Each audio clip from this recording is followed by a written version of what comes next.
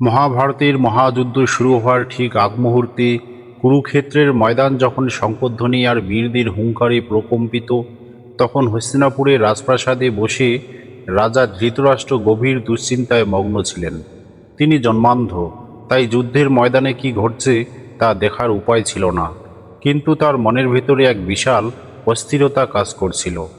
ধৃতরাষ্ট্র তার সারথি ও বিশ্বস্ত অনুচর সঞ্জয়কে কাছে ডাকলেন। সঞ্জয় মহর্ষি বেদব্যাসের আশীর্বাদে দিব্যদৃষ্টি লাভ করেছিলেন, যার মাধ্যমে তিনি ঘরে বসেই কুরুক্ষেত্রের যুদ্ধের প্রতিটি মুহূর্ত দেখতে পারতেন। ধৃতরাষ্ট্র সঞ্জয়কে উদ্দেশ্য করে তার জীবনের প্রথম এবং সবচেয়ে গুরুত্বপূর্ণ প্রশ্নটি করলেন, যা শ্রীমদ্ ভগবদ্গীতার প্রথম শ্লোক হিসেবে পরিচিত। ধর্মক্ষেত্রে কুরুক্ষেত্রে সমবেতায়ুৎসবঃ মামকাঃ পাণ্ডবশ্চৈব কিম কুর্বত সঞ্জয়।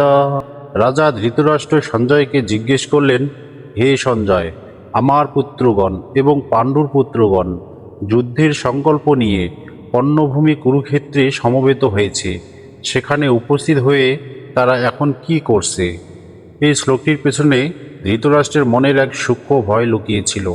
তিনি জানতেন কুরুক্ষেত্র একটি ধর্মক্ষেত্র বা পবিত্র স্থান। তার মনে সংশয় ছিল, এই পবিত্র ভূমির প্রভাবে তার পুত্রদের মনে কোনো সুমতি আসে কিনা, বা তারা রাজ্য ছেড়ে দিয়ে সন্ধি করে ফেলে কিনা। আবার অন্যদিকে পাণ্ডবরা সত্যের পথে থাকায় এই ধর্মভূমি তাদের বিজয় নিশ্চিত করবে কিনা, সেই আতঙ্ক তাকে তাড়িয়ে বেড়াচ্ছিল। ধৃতরাষ্ট্রের এই প্রশ্নের মাধ্যমেই কুরুক্ষেত্রের সেই মহান বাণীর সূচনা হয়, যা আমরা শ্রীমদ্ ভগবদ্গীতা হিসেবে জানি। শুরু হয় সঞ্জয়ের ধারাভাষ্য, যেখানে তিনি যুদ্ধের ময়দানের প্রতিটি দৃশ্য ধৃতরাষ্ট্রের সামনে বর্ণনা করতে থাকেন। জয় গীতা।